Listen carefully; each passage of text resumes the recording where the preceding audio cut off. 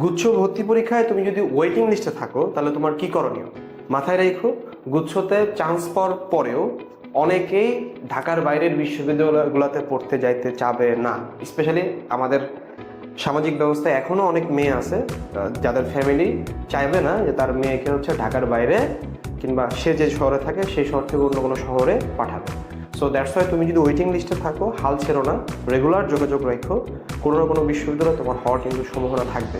Specially যারা আমার মতো নিম্ন মধ্যবিত্ত কিংবা মধ্যবিত্ত ফ্যামিলিতে রয়েছে তাদের জন্য আমি এটা কর্ডিয়াল রিকোয়েস্ট করতে চাই যে তোমার যদি এমন মনে হয় যে ওয়েটিং লিস্টে আসো, দেখবা যে সামনে 17 থেকে 20,000 সিট, তো 24টা বিশ্ববিদ্যালয়, এর মধ্যে 5-6 হাজার কিন্তু সরে যাবে। তারা ঢাকার নামি দামি প্রাইভেট বিশ্ববিদ্যালয়গুলোতে পড়বে তাদের প্যাশনের যে সাবজেক্টে সেই সাবজেক্টে পড়ার জন্য। সো দ্যাটস ওয়াই ওয়েটিং লিস্টে থাকার পরেও কিন্তু তোমার তীব্র সম্ভাবনা রয়েছে। আর যদি ফার্স্ট টাইমে কোনো স্টুডেন্টের ভিডিওটা দেখে থাকো, তোমার যদি এমন মনে হয় যে না আমার একটা পাবলিক বিশ্ববিদ্যালয় লাগবে, তাহলে সেকেন্ড টাইমের জন্য জাহাঙ্গীরনগর বিশ্ববিদ্যালয় সহ গুচ্ছ বিশ্ববিদ্যালয়তে আবার প্রিপারেশন নিও।